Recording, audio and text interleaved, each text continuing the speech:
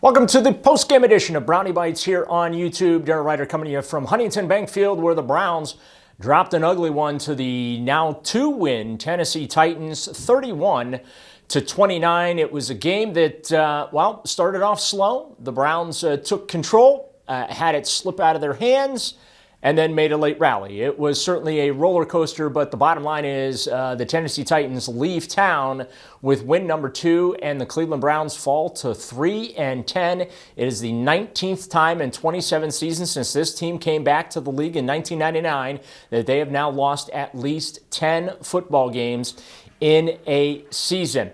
Let's start off with head coach Kevin Stefanski, who didn't have a whole lot to say following this one. Very disappointed. You got to give credit to the Titans. They won the game, so they made more plays than we did in the end, but just disappointed to, some of the things that happened in that game. We expect more from our run defense. The giveaways there, that's not about who we are. We got to protect the ball. We had a punt blocked, and obviously not getting either of the 2-point plays really off is frustrating. So that's on all of us. We own it. Can't hide from it. It's all of us. It's offense, defense, special teams. It's players and coaches. We'll own it. It's frustrating, but we'll move on together. That's what we'll do. Then I'll take any questions. I know Sheduer had the pretty bad interception, but just overall, what about the sort of moxie that he showed in bringing? Yeah, he fought, throughout the game, which we knew he would. Obviously, with any young player, Mary Kay, there's going to be ups and downs, and I thought there were some really, really, really good moments. He'll keep learning from some of the plays that he wants back, but some really good moments. What was supposed to happen on that last 2-point conversion? Yeah, not going to get into all the specifics, Jeff, but obviously did not go as we thought it would. Did you make that call or did Tommy? Yeah, I make every call. Sheduer had the hot hand. Why would you take him off? Yeah, it's a 2-point play. Didn't come through on our first 2-point play. Got to the second 2-point play, we didn't come through. But that's on me. Was that play call yours or Tommy's? I'm responsible for all of it. Kevin, on the first one, what prompted wanting to go forward in that scenario? Yeah, it's a scenario that we talk about a lot. That's something that when you're down 14, feel good about the decision there. Didn't come through. You mentioned the run defense. What did you see as being the biggest issue? Yeah, we have to look at it. That's not what we're built to do. It's not what we're about. We'll look at all of it again. It's things that we'll make sure we point it out and fix it. But give them credit. But that's something that we hang our hat on. Kevin, another special teams blunder. How do you keep believing in Bubba? Yeah, I'm not going to get into that type of stuff, Jeff. We have to play better. We have to coach better. But that's just the bottom line. Ethan, was it an Achilles? Yes. Do you know? You don't know till you get the testing, but didn't look good. And said concussion? Yes. Kevin, is this the kind of game where, how do you explain all of the mistakes just across the board from so many different phases of your game against a 1-11 football team? Yeah, I think you go into any game versus anybody, Mary Kay, you have to play your best. You have to execute in the time when it's time to execute. It's our job as coaches to put our guys in position, and we came up short, bottom line. Is the reason you didn't use Sheduer on the 2-point play was because you fumbled the first one? No. How soon did you know that you were going to go Wildcat for that 2-point? Yeah, during the week you talk about 2-point plays in total, plays that you like in those moments, and obviously the first one we didn't get off exactly how we wanted to. The second one didn't get off how we wanted to. But as the drive was going down, did you already have in your mind that you were going to that specific play? Yes. Could you explain the decision to not kick on that first one? Yeah, it's something that we've done in the past. I know you see it around the league. The idea of being, you get the 2, you know what you're doing at the next one, but something we've done before. I know you talked about the rookies play up and down, but on that interception, is it as simple as when a play goes on that long, throw it out of bounds? Yeah, but he'll learn from that. Again, young players, you learn from every turn that's out there. There's some great stuff that you can coach off of. I thought some of his pocket movement was outstanding. Some really, really good throws, especially late in the drive. I thought he was really good there. But always going to learn from our mistakes. How important was it to get that one to Jerry? Obviously, especially after last week when obviously he was a little frustrated the way that things went. Yeah, obviously, I thought it was a really good decision by Sheduer to get through his progression there, get to Jerry on that in cut. Felt good about that play. Really throughout the game, ran that play earlier. Got it to Harold, second time, got it to Sheduer. Sheduer got it to Jerry, did a really nice job moving in the pocket. Did Sheduer check into the first touchdown pass to David? It looked like he made some kind of call at the line of scrimmage. No. Kevin, how difficult is it? Looked like you were trying to kick away from DK all day, touchbacks. Is that tough when that's not your style, but it's kind of gotten to the point where? Yeah, I think every game you go into it, Scott, with what do we need to do to try to win this game, and what are the decisions you have to make in order to do that. Can you Last one. just give them credit, I guess, for the game plan of keeping Myles from getting that sack record and doing a nice job with? Yeah, I think obviously I give all the credit to Tennessee for that win. They deserved it. Every team goes into the playing us with a game plan for Myles. That's no different. It's considered Sheduer Sanders played pretty well on Sunday, 23 of 42, 364 yards, 3 touchdowns, a critical interception there in the second half that ultimately cost the Browns 7 points, but he certainly made up for it there late in the fourth quarter as he tried to rally the Browns back from behind as they trailed by 2 touchdowns down the stretch and ultimately ended up losing by 2. He also rushed for a touchdown as well, 3 rushes, 29 yards. And a score. But Sanders, a lot of bright spots against this Titans team, and the critics, the haters, whatever you want to call them, they'll say, hey, well, it was against the Tennessee Titans, so you have to take that into account. But the bottom line is that Sheduer made several beautiful throws. The touchdown to tight end David Njoku was phenomenal. It was in a spot that only Njoku was going to catch it. It was unfortunate that David got banged up on that particular play. And then late in the fourth quarter, he just threw an absolute dime to tight end Harold Fannin Jr.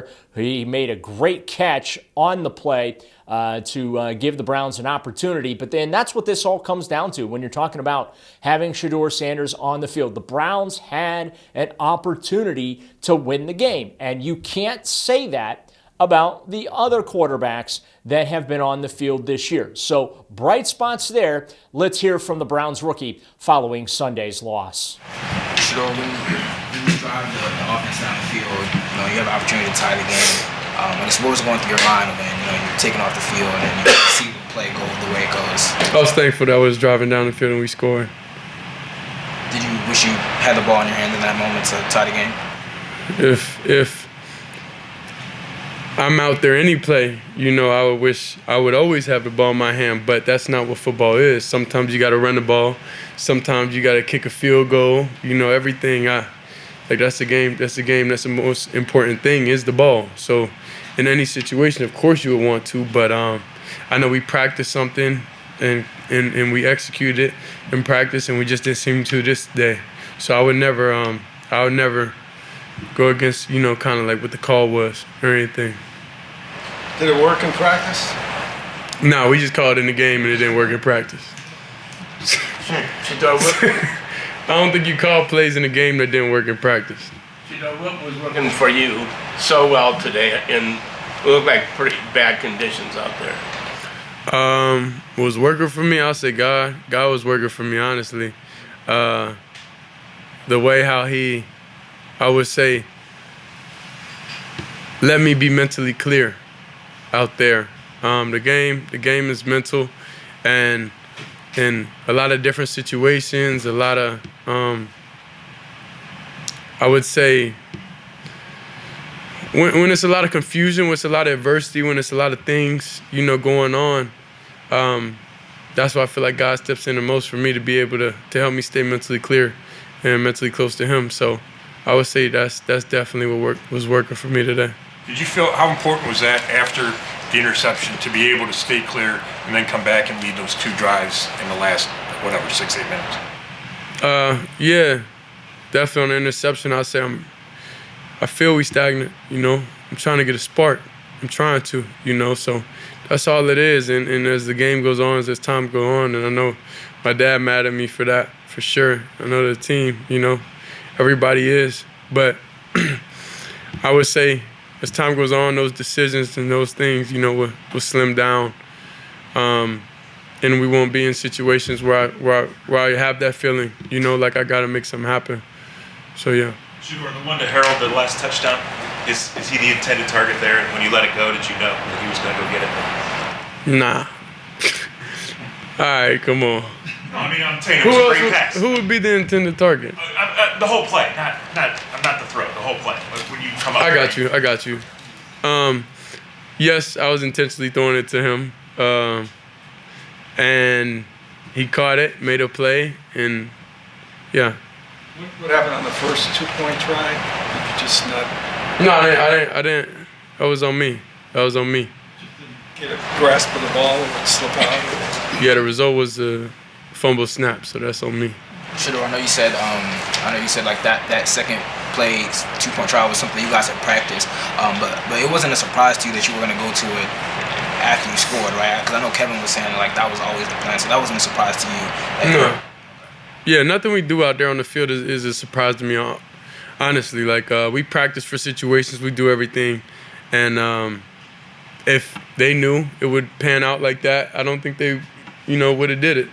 I don't think in any situation if we feel like something's not going to be a success, we'll intentionally call it, and then, just be surprised when it don't work. You know what I mean? So I think every play, I think that's the whole league. Any play you go into a game with, you expect success. And if that don't happen, that don't happen. The result obviously wasn't what you wanted, but what do you think you may have shown today in coming back, overcoming all the adversity that you had in this game, including losing your center and also already being down to... I say God's present. What about just the ability, do you think you showed just the moxie, the never say die relentlessness, the ability to just come back and just fight to the bitter end? I've been this way. So this is God showing a lot of people who I am. A lot of circumstances, what sometimes get you mentally not in your best place, and you got to find your happy place. You got to find that it for you. So I think that's kind of I've been praying and doing a lot, talking to God this week in general to get back to that place, to get back there. So, yeah, it's him. He the one did it for me. Sure. You talked this week about trying to work on the time on task. Just how did you think that felt today and kind of getting through that process and being a little bit better in that area? Well, I'll say it's more faith-based. It's more faith-based and just commit to it, Obviously, me and Jerry had that dispute or whatever last week, but, I had faith in him. He had faith in me. And everybody put everything aside and, okay, cool, let's go out there and play ball. God forgive everybody else, so why not us forgive each other, So that's, when you go in situations, you have no negativity, no hate on your heart, no anything, and you out there enjoying, having fun, then that's the result, you're going to be able to get. So that was the message in pregame, we all together, we got to be as one. No matter what happens, good, bad, ugly, we got to stay together. So that's just a testimony for real. And speaking of Jerry, just on the touchdown throw to him, how did that play sort of develop? What did you see, and then how nice was it to be able to connect with him for that score? It was truly exciting being able to connect with him because I know the season in a lot kind of like hasn't gone the way he wanted to this year. So the fact that one decision could bring some more joy in his life and be able to help the team out overall, that brings me peace, that brings me happiness, So just being able to just see clearly, being able to do what I need, and the staff and everybody helping me and get me prepared how I need to get prepared for games and everything. I'm just thankful for it. Do you feel like you're more in command now? Do you feel like it's more, quote unquote, your team as the quarterback now compared to a couple weeks ago? A couple weeks ago I wasn't the starter. It was only second, third game. But how much more in command? I mean, just how much more comfortable do you feel in that role?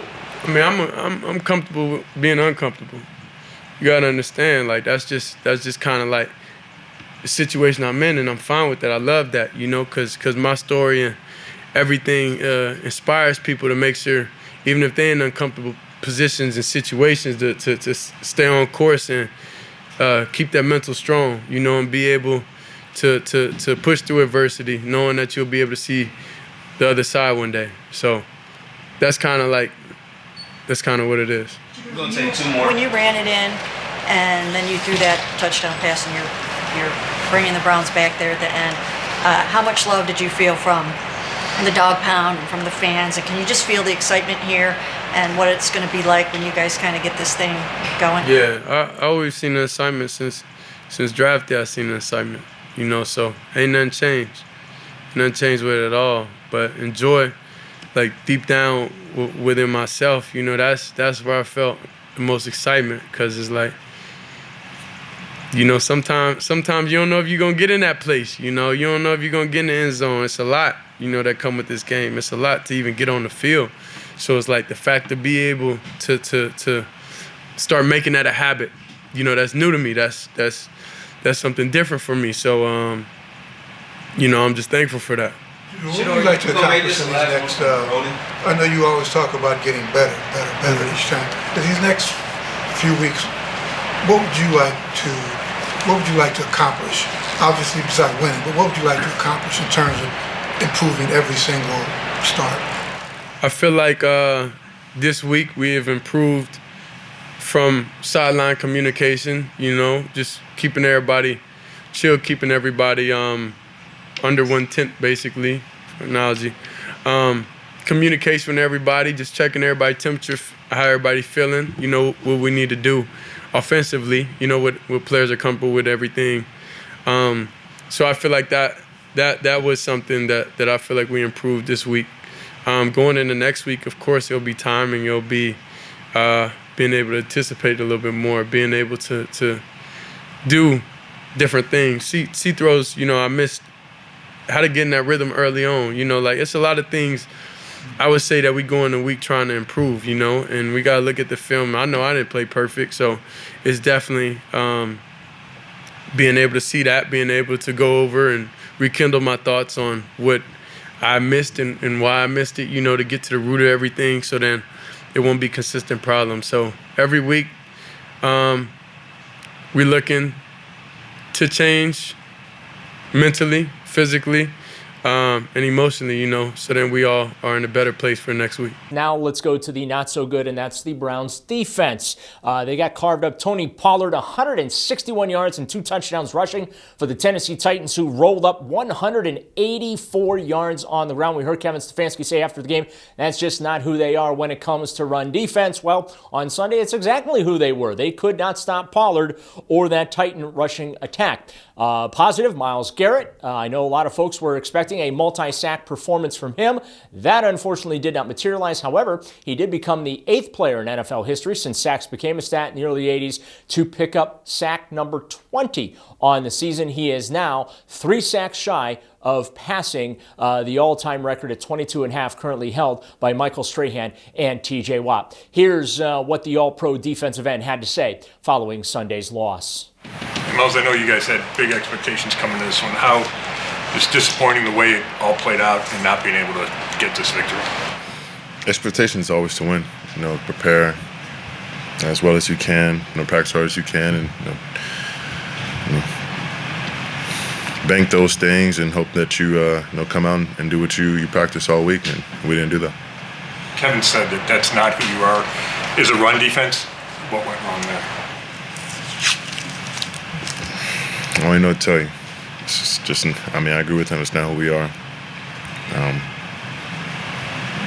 It's hard to tell you right now, you know, what it was. If it was, you know, one thing in particular, but it just wasn't us. What about the game plan that they had in place to kind of keep you from wrecking the game for them today? I was running the ball. Can't get a sack on a run play. Other than that, I mean, the chip, roll the pocket, I mean, the usual stuff. But I mean, he was getting it out, one read, put it in there. So that's just how they were treating things. And if they couldn't get it in one read, well, then they come back the next drive and continue running the ball. And they just kept their heads down and kept running away. And they made some big plays on the ground, and they stuck with it, especially with the lead. There was no need to really pass the ball with any kind of urgency. What did you think of Sheduer being able to lead you guys back, where if you get one of those 2-point conversions, who knows, we could be looking at overtime? I mean, I think he did well. I think he looked good. I mean, he came up big when we needed him to. And there's going to be some ups and downs for anyone, especially a rookie. But he went in there, and he looked composed. He escaped out of some sacks, broke the pocket. Made some big time plays, and just looking for him to continue to grow. Looking for that clock to speed up a little bit. But he looks more and more at ease each week. Myles, I know you want the record to come in a win, and it's not all about the sacks, but does it mean anything for you to be, I think you're the 8th person to get number 20, and you've done that in, 13 games? Does it mean anything?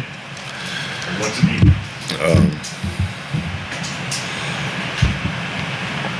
It means I'm blessed to have a privilege to be on the field, and blessed to be with the teammates and the coaches that I have. I mean, I couldn't do it without all of their help. It takes 4 to rush. We always talk about 4 makes 1, and those guys, whether it's containing, pushing them to me, or vice versa, we've been rushing really well as a unit, and I think we're licking our chops for the pass, and they stuck with the run, and we really should have been focused on stopping the run to earn that right, and we didn't earn the right today, and that showed. Myles, what's your mentality the last 4 games? What are you going to be telling your teammates? Same thing I always tell them. Prepare to win. Prepare. Work hard. Don't change anything about, from your focus, your preparation, your routine from the beginning of the year to now. This is setting us up for the rest of the year and next year. How we choose to handle these games is defining of not only our team but us as men. This is the frustrating part of this loss when you talk about what Sheduer Sanders was able to do on Sunday. Only 2 rookie quarterbacks with 350 passing yards, 3 passing touchdowns, and a rushing touchdown in a single game. That would be Sheduer Sanders and Joe Burrow. Another fun stat, Sheduer Sanders, the first Browns quarterback in team history with 300 passing yards, 3 touchdowns passing, as well as a rushing touchdown in a game since 1950 when the Browns joined the National Football League. So a couple interesting stats there. Once again, Browns special teams not good. They had a punt blocked. They had a false start on a punt. Gage Lavardin muffed another punt. Luckily, it was not a turnover. He was able to record it. But once again, that unit continues to not do their job. And oh yeah, the opening kickoff of the game that set up the Titans' first touchdown on their opening drive there. Big 40-plus yard return allowed. And they knew coming in, Tennessee was very good on returns, but Bubba Ventrone's unit helpless to do much, if anything, about that. Now to the big picture when it comes to this football team and where they are at 3-10. Whatever the plan is, and there are a lot of questions about just why Kevin Stefanski decided to go for 2 twice in the fourth quarter instead of just kicking extra points in both of those situations, which would have seen us have a 31-31 game and going to overtime. Now, analytically, the football nerds, if you will, it says go for 2, and then if you go for 2 again, you win the game. But he ultimately decided to follow that instead of kick the extra points. And look, there's a part of me that thinks that winning this game wasn't all that important to Kevin Stefanski or the Browns because of some of the decisions made. Sheduer Sanders, hot hand, they took him off the field for the 2-point conversions. It's understandable if they work, but when they don't, you look pretty silly. Sheduer did take accountability for the 1 2-point conversion that failed. He fumbled the snap. He said that was on him. The second one that Sanders was off the field for, Quinshon Judkins ended up running around like a chicken with his head cut off and then threw it all the way across the field hoping to find something happening, and it didn't. And, it was a complete mess. But this football team right now is a complete mess. They lost to a team that came in with just one victory. The Titans scored the most points, 31, that they have scored in any game this season. And they did it here in Cleveland on the road against the Browns. And now the Browns have 10 losses. I mentioned earlier, this is the 19th time since 1999 that has occurred. And whatever the big grand plan is for this, and whether or not winning actually matters, and whether they're playing for draft picks or not, I'll just say this. The culture of losing is back with the Cleveland Browns, and that is a problem. And it is a problem that has infected every regime that has come through this building since 1999. Whether it's just out of sheer incompetence, bad luck, playing for draft picks, whatever. And the losing would be tolerable for fans if this organization actually delivered on magic plans for sacrificing regular seasons for better draft position. They went 4-44, an historic 3-year stretch of just awfulness. And it netted fans 2 playoff appearances and 1 playoff victory. There are teams that have had difficult stretches like that, gone on to win Super Bowls. And the Browns never came close. And this ownership group fails to deliver year in and year out for these loyal fans. And those loyal fans are starting to send a message. The stands are empty. They were empty for Sheduer Sanders' debut last week against the San Francisco 49ers. And half the crowd that actually did show up, well, they were cheering for the 49ers. On Sunday, in the snow, the place was half empty again. And at some point, Browns ownership needs to get the hint. Browns fans are tired of waiting for the grand plan to pay off. And that's where we're at. So whatever grand plan there is, Browns fans aren't buying it right now because you continue to fail to deliver a payoff for these fans. And Sunday's game is just yet another bitter, embarrassing reminder of how bad this organization is right now. They lost to a previously 1-11 team. Completely unacceptable. And no one really seems to be worried about it. And that's a problem. You have a special teams coordinator openly questioning the front office and calling them out. Gage Levarden is your punt returner. Barely can catch footballs on punts, but he's the best that Bubba Ventrone has to work with, and that's not his fault because that's the condition of the roster. The honeymoon appears to be over between the coaching staff and Andrew Berry. One or both might have to go. And I have a feeling the folks that are going to go are on the coaching side because Andrew Berry's rookie draft picks are playing well. They are contributing. Kevin Stefanski's staff is not winning. And this is a game and a business based on wins and losses. And at some point for the Browns, the wins and losses need to start mattering. Because right now, it feels like they just don't. Nobody seems to care upstairs that this team is 3-10 again. And oh, by the way, there's very little hope. You've got the Bears, the Bills, the Steelers, and the Bengals left. Yeah, you might be staring down the barrel of another 3-14 season, Browns fans, and you don't deserve it. That'll do it for this edition of Brownie Bites. Thanks as always for watching us here on YouTube. Don't forget to hit that subscribe button on the 92.3 The Fan channel. With the Browns at Huntington Bank Field, I'm Daryl Ruiter for Sports Radio 92.3 The Fan, where the Browns lose to the Titans 31-29.